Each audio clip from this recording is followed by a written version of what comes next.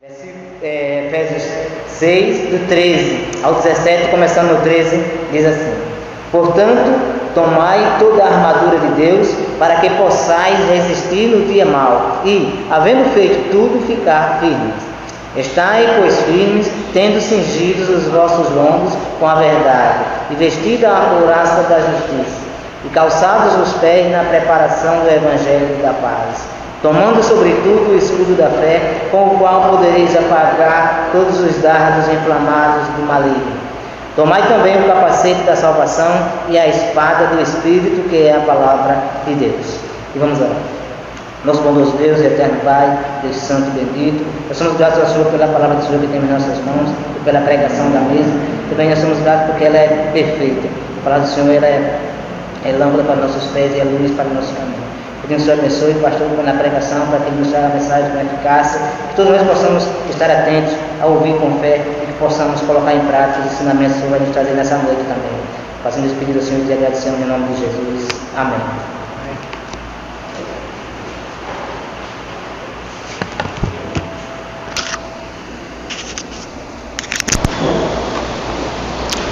Vamos manter nossas Bíblias abertas para o texto desta noite. Um texto bastante conhecido para os leitores, os estudantes da Palavra de Deus. E nós nos deparamos aqui com Efésios, onde está tratando sobre a armadura de Deus. Eu só quero deixar bem claro que eu não estarei falando sobre toda a armadura de Deus esta noite. Eu estarei falando sobre um destes recursos que nós temos aqui no texto que lemos. Nós temos alguns recursos que nós temos em Cristo. Fala sobre proteção, fala sobre arma, fala sobre roupas, fala sobre calçado, menciona armadura, couraça, calçado, escudo, capacete, espada. E eu vou deixar toda a armadura de lado, como eu falei, e eu quero falar apenas e focar apenas e pedir apenas que você olhe para o versículo 15. O versículo 15 que diz: E calçados os pés na preparação do evangelho da paz. Veja aqui que interessante. E calçados os pés. O que calça os pés? É uma pergunta bastante simples, não é uma pergunta muito complexa. O que calça? O que nós vestimos, assim por dizer, nos pés? Nós calçamos calçados. E aqui está tratando justamente sobre calçados. E calçados os pés na preparação do evangelho da paz. Para que serve o calçado? Fora para calçar. O calçado ele serve para facilitar e agilizar o seu caminhar. O calçado serve para lhe dar um certo conforto e proteção no seu andar. Se você anda descalço, você, geralmente falando, você vai andar mais lentamente, você vai talvez não aguentar andar tanto. O calçado vai permitir que você ande melhor, que você ande mais rápido, que você siga com menos problemas. E o calçado, ele facilita e agiliza.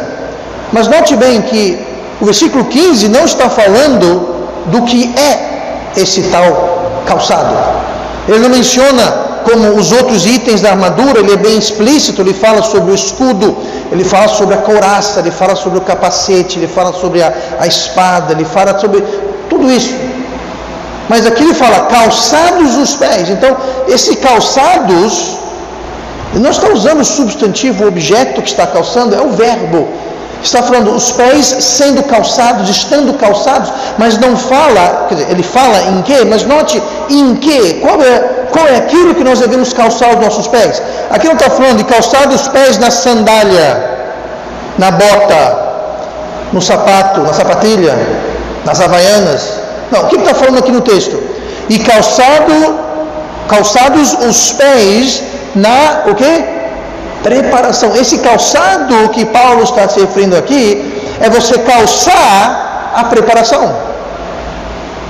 A preparação seria o calçado. A preparação seria a bota, ou o chinelo, ou o tênis. O calçado aqui é a preparação. Em outras palavras, o que vai agilizar e facilitar é a preparação. E é sobre isso que eu quero falar esta noite. Eu quero falar esta noite sobre preparação para Deus. Eu quero fazer uma pergunta para você esta noite. Você está se preparando para Deus? Porque é aqui que nós temos como parte dessa couraça, dessa armadura completa que nós temos disponíveis em Cristo, dessa armadura em Cristo, ele está falando que no versículo 15 que a preparação é algo que nós devemos vestir, ou melhor, calçar. Por que calçar? Porque calçar vai dar andamento, vai dar prosseguimento. Está tratando de um soldado que tem um escudo, espada, capacete, couraça. Mas o que adianta um soldado que não é móvel, um soldado que não pode se deslocar, um soldado que não está andando no caminho correto, indo para os lugares que Deus o chama? Então, e calçados os pés na preparação do Evangelho. Você quer ser um bom evangelizador? Você quer levar o Evangelho? Então, algo que você vai ter que fazer é o quê? É preparar. A preparação do Evangelho da paz. A preparação do Evangelho da paz é a preparação que vai trazer o conforto e proteção e agilidade, e a preparação para levar o Evangelho. Isso é parte da armadura de Deus. Veja bem, a armadura de Deus envolve você levar o Evangelho. Levar o Evangelho aqui na armadura não é um fim em si. Aqui está falando que a preparação do Evangelho é algo que vai nos ajudar a ter a couraça. Jesus falou que Ele limpa todo a vide que dá fruto, para que dê o quê? Mais fruto. Jesus ele vai investir naquele servo dele que está dando fruto. E se você quer como sua armadura ir bem, calçados fala sobre andar, sobre caminhar, sobre adiantar, sobre ter progresso. Se você quer ir bem, então é necessário que você leia o Evangelho, mas mais do que isso, é importante que você calce preparação, que você esteja preparado. Levar o Evangelho é necessário preparar. E essa preparação é o benefício que traz a toda a armadura de que Paulo está falando. A preparação abre portas de oportunidades. A preparação abre portas de oportunidades. A coisa mais triste é quando a oportunidade vem para a vida de um crente, para a vida do cristão, e ele não está preparado. A oportunidade vem, se apresenta, a porta se abre, mas ele não está pronto para entrar. Porque a preparação abre as portas da oportunidade, e oportunidades virão, e nós precisamos estar prontos, preparados para aproveitá-las e tomá-las, mas só se houver preparação. O nosso Deus é um Deus de preparação. O nosso Deus tem seus pensamentos mais altos do que os nossos pensamentos. O nosso Deus é mais poderoso do que qualquer um de nós jamais podemos sonhar e pensar em ser. O nosso Deus é onipresente, onisciente. O nosso Deus é maravilhoso, criador, sustentador do universo. E o nosso Deus, com toda essa grandeza e majestade, o nosso Deus é um Deus de preparação. Como que nós, pessoas infinitas, imperfeitas, falhas, mortais, podemos pensar e nos dar o luxo de não ter preparação? João capítulo 14, versículo 2 diz assim, Jesus falando: na casa do meu pai há muitas moradas. Se não fosse assim, eu vou teria dito. Vou o quê? Preparar-vos lugar. Sabe o que Jesus está fazendo neste exato momento? Uma das coisas que Ele faz neste exato momento agora, Ele está nos preparando lugar. Ele falou: eu vou, mas eu volto. Mas eu estou indo para preparar um lugar para vocês. Jesus está preparando. Jesus está preparando para aquele grande dia onde seremos todos juntos e tomados, levados para os céus. E lá vai ter um lugar preparado para nós. 1 Coríntios 2, versículo 9 diz assim: mas como está escrito, as coisas que o olho não viu, e o ouvido não ouviu, e não subiram ao coração do homem, são as que Deus preparou. As que Deus preparou para os que o amam. O nosso Deus é um Deus de preparação. Agora você imagina o seguinte: Durante 6 dias, o nosso Deus criou os céus e a terra. Em 6 dias Ele criou a maravilha da criação dele. Isso porque a criação já foi estragada em muitos aspectos. Mas de toda a beleza da criação, Deus fez em 6 dias.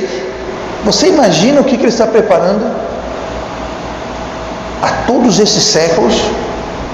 Se em 6 dias Ele fez a maravilha que é a terra, o que Ele não fez nesses últimos séculos que Ele está preparando? Por isso que fala aqui, o olho não viu, o ouvido não ouviu, nem subiu ao coração do homem. Nós não fazemos nem ideia o que Deus é capaz de fazer em todos estes séculos que passaram, que Ele está se preparando. Hebreus capítulo 11 e versículo 16 diz assim: mas agora desejam uma melhor, isto é, a celestial. Por isso também Deus não se envergonha deles, de se chamar seu Deus, porque já lhes preparou uma cidade. Aqui está falando sobre a Nova Jerusalém, que vai descer adornada dos céus, prontas. Isso após o milênio, novo céu, nova terra. Nova Jerusalém, ela é uma cidade que está sendo preparada. Há milênios ela vem sendo o quê? Preparada. O nosso Deus é um Deus de preparação. O nosso Deus nos preparou e está nos preparando uma morada. Deus nos preparou e está preparando coisas que nós conseguimos imaginar, nós nunca vimos, nunca ouvimos, nunca subiu no nosso coração. Deus preparou. Deus está preparando um novo céu, uma nova terra, uma nova Jerusalém. Deus é um Deus de preparação. Aí eu pergunto, como que você e eu estamos nos preparando para Deus? Se Deus Todo-Poderoso se prepara, nós também devemos nos preparar. Como devemos nos preparar? Esse é o tema de hoje. Se prepare para Deus. A preparação para Deus do crente é um dever e uma obrigação. Não é uma escolha, não é um chamado, é um dever e uma obrigação de todos os crentes. Com isso em mente, abram suas Bíblias para 2 Crônicas. Quero falar agora sobre como e em que áreas nós podemos nos preparar para Deus. 2 Crônicas e capítulo 19, nós vamos ler aqui. Eu vou ler para vocês só 2, 3 versículos sobre um rei de Judá. 2 Crônicas 19, versículo 2 diz assim: e Jeú, filho de Anani, o vidente, saiu ao encontro do rei Josafá e lhe disse: devias tu ajudar ao ímpio e amar aqueles que odeiam ao Senhor? Por isso virá sobre ti grande ira da parte do Senhor. Boas coisas, contudo, se acharam em ti, porque tiraste os bosques da terra e preparaste o teu coração para buscar a Deus. Habitou, pois, Josafá em Jerusalém e tornou a passar pelo povo desde Berseba até as montanhas de Efraim e fez com que tornassem ao Senhor Deus de seus pais. A primeira e mais importante preparação que nós podemos fazer, e vamos tomar esse exemplo do texto aqui de Josafá, é a preparação do coração. A preparação do coração. Versículo 3 diz assim: preparaste o teu coração para buscar a Deus. Muitas pessoas, crentes e não crentes, perdidos e salvos, elas não buscam ao Senhor simplesmente porque não prepararam seus corações. Note que Josafá falou, foi dito dele: preparaste o teu coração para buscar a Deus. Antes de se buscar a Deus, nós precisamos preparar o nosso coração. Existem multidões no mundo que os seus corações estão cheios da carne, do mundo, de coisas erradas. O seu coração não está preparado para buscar a Deus. O seu coração não está programado para buscar a Deus.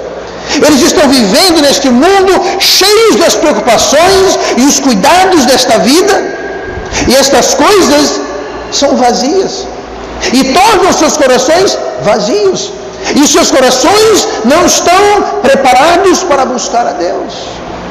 E quando o coração não está preparado para buscar a Deus, o coração não busca a Deus. Não busca a Deus. Apesar de Josafá, nós lemos aqui, ter errado, e errado feio. Ele havia aqui, você vê no versículo 2, que fala assim: devias tu ajudar o ímpio e amar aqueles que odeiam o Senhor. Aqui está se referindo ao fato que Josafá, ele era o rei de Israel, que era o reino do sul. Ele havia se juntado com Acabe. Acabe era o rei de Israel, que era o reino do norte. Eu mencionei isso semana passada. O reino do sul eram 2 tribos, e o reino do norte eram as 10 outras tribos. E o reino foi dividido após Salomão. E aqui fala sobre Josafá, que era o rei de Israel, e ele se juntou com esse ímpio que odiava o Senhor. Está falando sobre Acabe, que era rei do reino do norte, do reino das 10 tribos. E ele se juntou a Acabe e fez uma aliança com Acabe, e Deus não era por aquilo, Deus era contra aquilo, e ele avisou para não fazer aquilo. E aqui ele mandou o filho, esse Geu, filho de Anani, o vidente, dar esse recado a Josafá, dar essa bronca, essa repreensão a Josafá, dizendo: você não deveria ter feito isso, você não deveria ter se juntado e aliado com Acabe. Mas mesmo tendo errado, e mesmo tendo sido dado esse péssimo exemplo, mesmo assim, ele preparou o seu coração, indicando que é possível preparar o coração para buscar a Deus, mesmo estando em erro. Vem comigo, pense comigo um pouquinho. Por que estaríamos em erro? Por que alguém estaria em erro na vida dele? Justamente por não ter e não estar buscando ao Senhor. E a pessoa não está buscando ao Senhor porque o seu coração não está preparado. Então, se você for primeiro querer se ajeitar todo certinho, bonitinho, para depois buscar a Deus, você não vai. Você primeiro precisa preparar o seu coração para então buscar ao Senhor. Ah, pastor, mas tem coisas na minha vida que não deveriam estar lá. Eu sei, Josafá também tinha. Josafá estava voltando, estava retornando de ter feito uma aliança com Acabe, que ele não deveria ter feito. Ah, pastor, tem coisas na minha vida que eu preciso resolver primeiro. Não, você não precisa resolver primeiro. Você precisa e eu preciso. Nós precisamos preparar o nosso coração primeiramente e acima de tudo. Porque só quando preparamos o coração para buscar a Deus é que nós podemos buscar a Deus e nós podemos resolver os problemas em nossas vidas. O mundo vive uma falácia em que todo mundo quer ir a Cristo, mas primeiro você tem que limpar a sua vida, você primeiro tem que deixar tudo de lado, você primeiro vai consertar tudo que está errado, para depois ir para Cristo. Gente, se fosse possível fazer isso, a minha pergunta é: para que Cristo? Se eu posso limpar a minha vida, se eu posso me purificar, se eu posso me resolver, se eu posso colocar tudo em dia e consertar tudo para depois buscar Cristo, então para que eu vou buscar Cristo? Se você vai chamar, vamos supor que você tem uma festa na sua casa, aí você chamou a turma aqui da igreja, grave eu. Vou sair de lá, vai ter brigadeiro nas paredes, bolo no chão, vai estar uma bagunça. Aí você fala: já sei, eu vou contratar uma faxineira. Eu vou chamar a faxineira, ela vai vir fazer uma faxina geral, mas antes dela chegar aqui, eu vou arrumar a casa. Eu vou varrer, passar pano, limpar tudo, lavar os pratos, tudo. Aí quando é tudo arrumadinho, aí eu vou chamar uma faxineira. Eu pergunto: está sobrando dinheiro, é? Gente, a gente chama a faxineira para fazer a faxina e nós buscamos a Deus para consertar e ajeitar e purificar a nossa vida. Mas primeiro, prepare o seu coração. Prepare o seu coração para buscar a Deus. O seu coração nunca vai buscar a Deus. O nosso coração, ele é mau, o nosso coração é perverso, o nosso coração é enganoso. Jeremias fala: quem o conhecerá?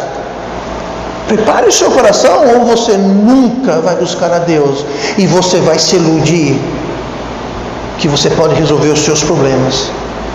Josafá tinha errado, mas ele preparou o seu coração. É possível preparar o coração mesmo tendo coisas que não deveriam estar em nossas vidas. Preparar o coração é o primeiro passo para sair do erro, é o passo que antecede a saída do erro. Quem não prepara o coração nunca nunca sai do erro. Quem não prepara o coração fica atolado, preso, amarrado, porque não prepara o seu coração. Preparar o coração agrada a Deus.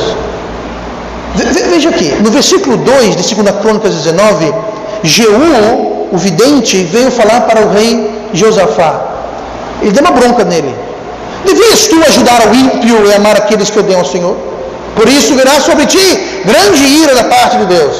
Deus estava bravo com Josafá, porque Josafá havia desobedecido Deus. Deus deu uma bronca em Josafá e falou: vai ter uns açoites para você, Josafá. Mas olha o que fala aqui: boas coisas, contudo, se acharam em ti. Apesar de Deus ter sido transgredido aqui com as ações de Josafá, Deus falou: eu estou bravo com você, Josafá, mas tem uma coisa boa que você fez. Você errou, mas tem uma coisa boa que você fez. Grande ira do Senhor vai vir, mas você fez uma coisa boa. Você preparou o seu coração para buscar a Deus. Isso agrada a Deus. Quando Deus vê nós preparando o nosso coração para buscá-lo, isso agrada a Deus. Isso deixa Deus contente, feliz. Essa preparação que Ele fez não é aquela preparação tão típica de amanhã eu vou buscar a Deus. Eu vou até anotar aqui na minha agenda: buscar a Deus. Não. Buscar a Deus não é você esperar. Bom, quando Deus me der vontade, quando Deus me der aquele piripaque no coração, aí eu vou. Preparar o coração é uma coisa muito prática. Olha aqui o que fala o versículo 3: boas coisas contudo te acharam em ti, porque tiraste os bosques da terra. Bom, como é que ele preparou o coração? Ele fez algo de concreto. Aí você fala: pastor, ele tirou os bosques da terra. Deus é pelo deflorestamento, ele gosta do desmatamento da selva amazônica, é isso? Tem que cortar as árvores. Deus não é ecológico, não. Deus é... Gente, entenda, quando fala aqui bosque, o contexto desse bosque é que o povo da terra, eles tinham seus deuses pagãos, e eles faziam culto e adoração desses deuses pagãos, queimando incenso e fazendo sacrifício em bosques. Eles faziam como se fossem altares e separavam áreas e plantavam, de certo modo ele criava como se fosse um templo ao ar livre. E estes bosques eram conhecidos justamente como lugares de adoração e culto a deuses pagãos. E o povo, quando ocupou a terra, eles se misturavam, e o povo adulterava, e o povo adorava esses falsos deuses pagãos, e estava acontecendo isso na época do reinado de Josafá. E vira e mexe, um rei tirava, outro mês reintroduzia, aí outro rei tirava, e ficava esse vai e vem terrível. Depois Josafá, ele preparou o seu coração, como? Fazendo algo de prático. Ele limpou, ele tirou estes bosques, esses lugares profanos de adoração pagã. Ele fez alguma coisa concreta para limpar a sua vida. Ele agiu. Ele começou, parou de fazer alguma coisa. E isso agrada a Deus, porque enquanto a nossa intenção só fica no coração, sabe aquele ditado que diz assim: o que vale a intenção? Pois é o ditado mais bobo, mais burro, mais tonto que existe. O que vale a intenção? Não, o que vale é a ação, gente. O que vale é a ação. Intenção não muda nada. Intenção não muda nada para ninguém, é a ação que muda. Ter boas intenções é muito bonito, mas não resolve nada para ninguém. Ter boas intenções, eu queria ter feito, mas eu teria feito, mas não fez. Tem que agir, tem que fazer. Ele preparou o seu coração, Josafá preparou o seu coração, agindo. Algo de concreto, direto, isso agrada a Deus. Ele preparou o seu coração. Olhe comigo para 2 Crônicas 19, 2 Crônica 19, aliás, nós acabamos de ler 2 Crônica 19 e vamos ler o versículo 4 agora. Nós lemos o 2, 3, 4, vamos olhar só para o 4. Habitou, pois, Josafá em Jerusalém, membro de Josafá, e tornou a passar pelo povo desde Beceba até as montanhas de Efraim, e fez com que tornassem ao Senhor, Deus de seus pais. A primeira coisa que ele fez, primeira coisa que Josafá fez, primeira coisa que nós devemos fazer é preparar o nosso coração. Primeira coisa. A segunda coisa que ele fez a preparação para os que o seguiam. Ele preparou o seu coração e depois ele tomou providência, medidas para preparar aqueles que o seguiam. Olha o que fala aqui. E tornou a passar pelo povo. Ao se preparar para Deus, não se esqueça das pessoas que te rodeiam. Ao se preparar para Deus, preparar o seu coração para Deus, não se esqueça das pessoas que te acompanham. Não se esqueça do teu esposo, da tua esposa, do teu filho, da tua filha, dos seus colegas, da sua família, dos seus irmãos na igreja. Não esqueça deles. Prepare o teu coração, prepare também para eles. Não só vai ajudar a eles, mas vai ajudar você. Porque você vai estar cercado de pessoas preparadas. Não só você vai estar preparado, mas você estará cercado de pessoas preparadas. Sabe que é muito mais fácil para um esposo quando a esposa está preparada? É muito mais fácil para uma esposa quando o esposo está preparado? Sabe que é muito mais fácil para os pais quando os filhos estão preparados? Sabe que é mais fácil para os filhos quando os pais estão preparados? Sabe que é mais fácil para o pastor quando a igreja está preparada? Sabe que é mais fácil para a igreja quando o pastor está preparado? Quando todo mundo está preparado, fica mais fácil para todo mundo.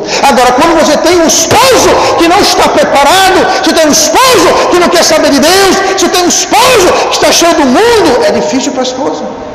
Por mais preparada que ela esteja. É muito difícil para a esposa quando o esposo não está preparado e vice-versa.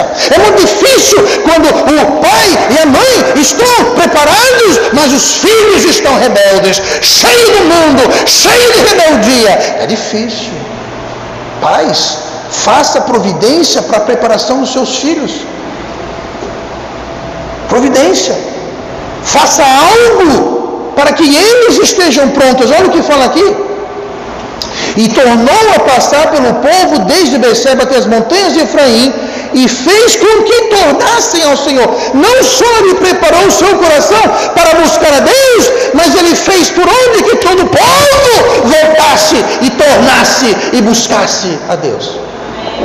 O que adianta um rei com o coração na mão de Deus se os seus súditos não querem saber de Deus? Do que adianta um pastor que quer viver para Deus se tem toda a igreja, não essa, claro, se tem toda uma igreja que não quer saber de Deus? Do que adianta um pai de família que quer liderar, quer ser o cabeça da família, como Cristo é a cabeça dele, se a esposa não está interessada e os filhos estão, nem aí? Do que adianta? Do que adianta ter uma esposa consagrada aos pés do Senhor, se o marido, está nem aí? Prepare o seu coração, mas prepare também aqueles ao seu redor. Aqui ele voltou para morar em Jerusalém, claro, era o rei. Em Jerusalém havia o seu palácio, em Jerusalém era o seu lar, em Jerusalém a sua família, seus amigos, sua vida, era em Jerusalém. Mas ele não ficou em Jerusalém. Ele preparou o seu coração, mas ele saiu e tornou a passar, quer dizer, ele voltou, ele voltou. Ele não ficou na capital. Gente, na capital, lá tinha shopping, lá tinha pizzaria, lá tinha metrô, lá tinha museu, lá tinha tudo, era o centro, na capital. Ele era o rei. Sabe o que ele fez? Ele voltou e foi para os interiores, para as aldeias e as cidades. Ele saiu percorrendo. Se você olhar no mapa, quando fala aqui desde Berseba até as montanhas de Efraim, isso era basicamente a extensão do reino. Ele bateu perna no seu reino todo, fazendo o quê? E fez com que tornassem ao Senhor Deus de seus pais. Ele foi para influenciar com a autoridade do rei, para que todo o povo do reino tornasse a Deus. Por que tornasse a Deus? Porque haviam se desviado. E ele, como rei, falou: sabe uma coisa? Eu me preparei para buscar o Senhor, agora eu vou preparar o meu povo. Eu vou ajudar o meu povo a tornarem e voltarem a Deus. Do que adianta ser o rei de Israel se o meu povo está adorando deuses pagãos? Para isso que ele voltou e fez com que tornassem ao povo de Israel. Prepare-se para Deus, preparando o seu coração e preparando aqueles que te seguem, porque as portas das oportunidades são abertas com preparação. Deus vai trazer oportunidades na sua vida. E se você não estiver pronto, você vai perder a oportunidade. Olha comigo para 2 Crônicas, capítulo 29. Vamos pular 20 capítulos para frente. Estaremos vendo aqui outro rei. 2 Crônicas 29, versículo 15. Diz assim: E ajuntaram a seus irmãos, e santificaram-se, e vieram conforme ao mandado do rei, pelas palavras do Senhor, para purificarem a casa do Senhor. E os sacerdotes entraram na casa do Senhor para purificar, e tiraram para fora ao pátio da casa do Senhor toda a imundícia que acharam no templo do Senhor, e os levitas a tomaram para levarem para fora ao ribeiro de Cedron. Veja bem, esse texto que nós lemos aqui, como eu falei, é um outro rei. Aqui em 2 Crônicas 29 está falando sobre o rei Ezequias. O rei Ezequias foi um excelente rei, foi um bom rei. Nem todos os reis foram bons. Ezequias, assim como Josafá, que nós lemos agora há pouco, foram bons reis. Foram reis que tiveram seus problemas, mas foram reis fiéis, fizeram o bem, fizeram a vontade de Deus em grande parte. E aqui está falando sobre uma limpeza, uma purificação. Nós temos que preparar o nosso coração, nós temos que preparar aqueles que nos seguem, e nós temos que preparar purificando. Tem que haver a preparação da purificação. Aqui nós lemos que essas pessoas, os sacerdotes, a mando do rei, estavam limpando, purificando o templo. Várias vezes, a casa do Senhor, o templo do Senhor. Me diga uma coisa, onde está o que é o templo do Senhor hoje? Somos nós. Lá em 1 Coríntios 3,16, o apóstolo Paulo escreve: Não sabeis vós que sois o templo de Deus e que o Espírito de Deus habita em vós? Antigamente, havia um templo, literalmente um templo, e a glória de Deus habitava naquele templo, habitava dentro do Santo dos Santos. Hoje não tem mais templo. Hoje o nosso corpo é o templo, e o Espírito Santo habita o templo que é o crente. Cada crente, se você é salvo, se você está aqui, você é salvo, você é um templo que pertence a Deus, e o Espírito Santo de Deus habita nesse templo, assim como a glória de Deus habitava o Santo dos Santos ali no templo e no tabernáculo antes do templo.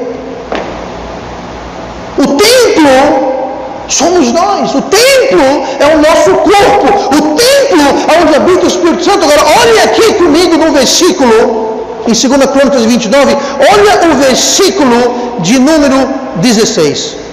Os sacerdotes entraram na casa do Senhor para a purificar. Diga uma coisa, por que entraram na casa do Senhor para purificar? Porque ela não estava pura. Ela estava imunda, ela estava suja. E eu não estou falando sobre sujeira.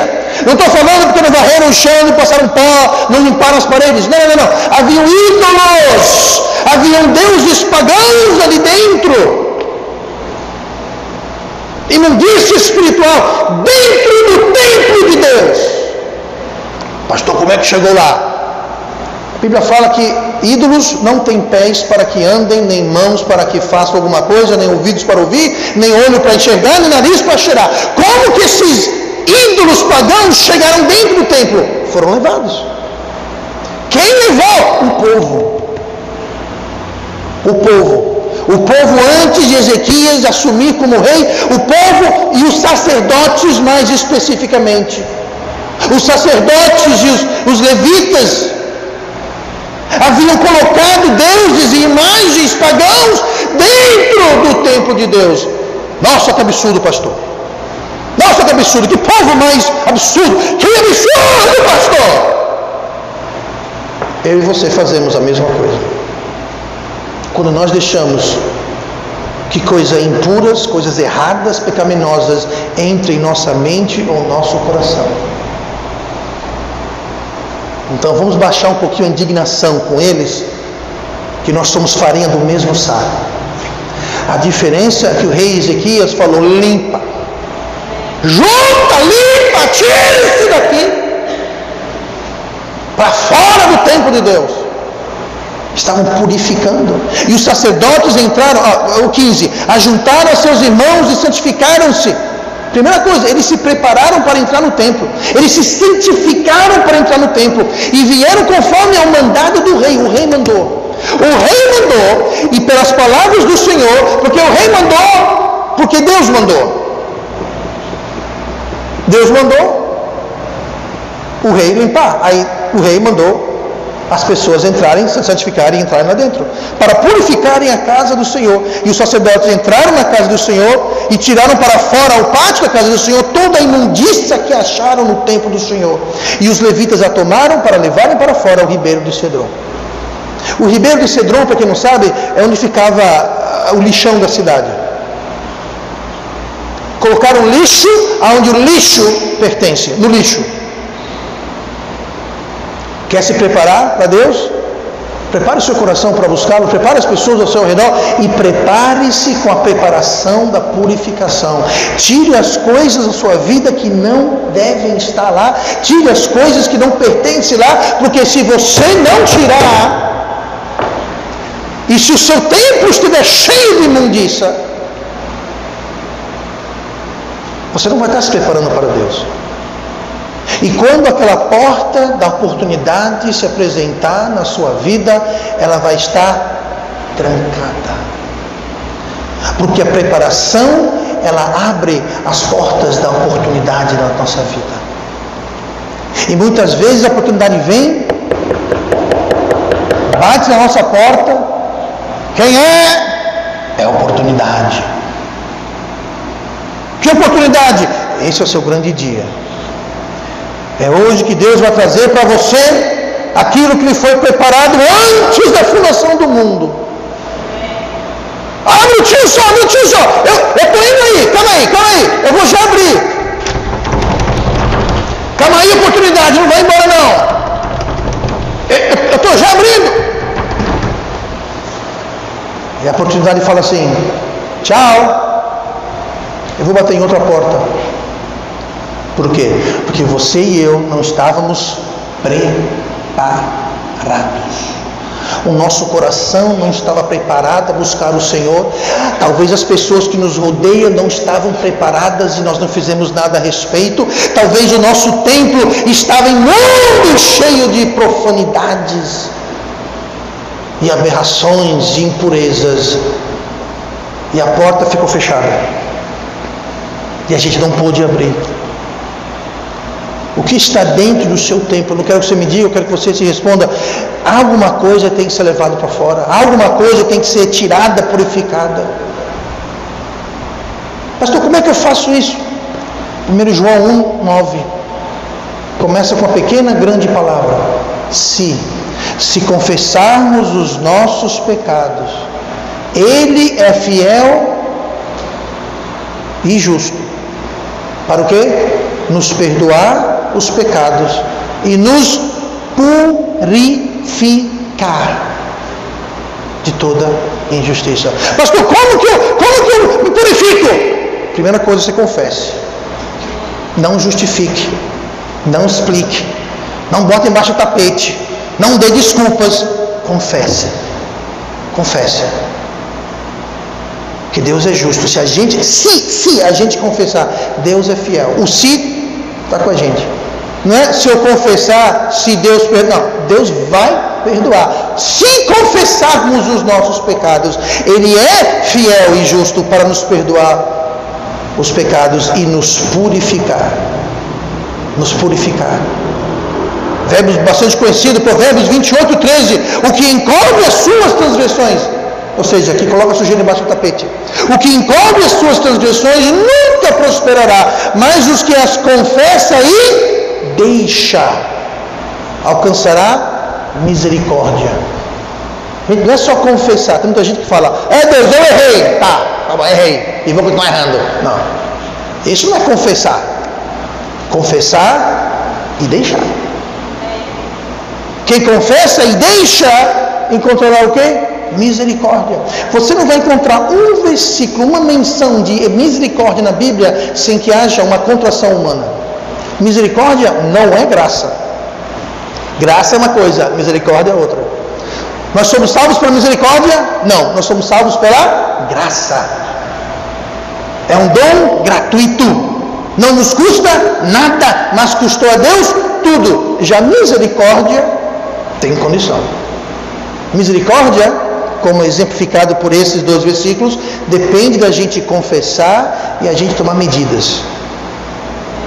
Foi o que Deus viu na vida de Josafá. Deus viu que Josafá errou, Josafá fez o que não devia, mas Josafá preparou seu coração para buscá-lo. Josafá tirou os bosques pagãos. Ele confessou e deixou. E Deus ficou agradado com isso.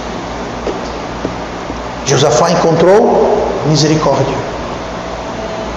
Josafá encontrou misericórdia. A purificação não é um fim em si próprio. A purificação é uma pré-condição. A purificação é uma preparação para as boas obras. Purificação em si não é nada. A purificação é uma preparação. Olha o que fala 2 Timóteo 2, e versículo 21.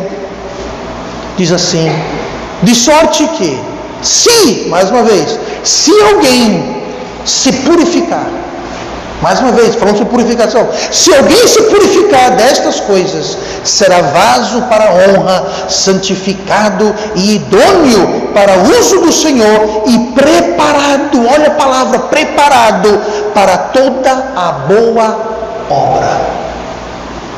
Quem vai estar preparado para a boa obra? Quem estiver purificado. Sem purificação, você não está preparado para obra nenhuma. O que foi que Jesus falou? Devemos deixar nossa luz brilhar para que os homens vejam as nossas o quê? Boas obras e glorifiquem quem? O vosso Pai que está nos céus.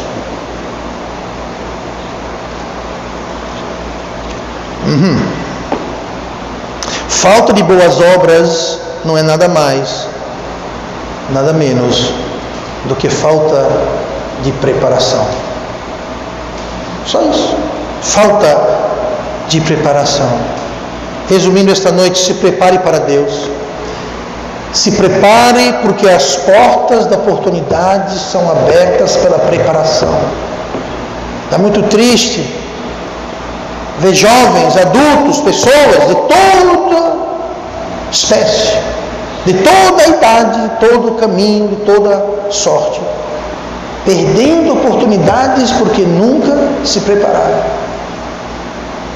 E a oportunidade vem bater na porta e a porta fica fechada. Prepare o seu coração, prepare aqueles que te seguem, prepare-se em purificação, porque Deus é um Deus de preparação. Nos preparou um lugar, Ele nos preparou uma cidade gloriosa, preparou coisas que nem podemos conceber ou imaginar, mas devemos cumprir o nosso dever, a nossa obrigação de estarmos nos preparando, porque vai chegar aquele grande e glorioso dia em que estaremos perante o Senhor Jesus Cristo para dar conta desta vida. Eu pergunto, você vai estar preparado? Você vai estar pronto para prestar contas da sua vida, para receber o bem ou o mal do que fez aqui na terra? E vamos orar. Pai amado e Deus querido, obrigado.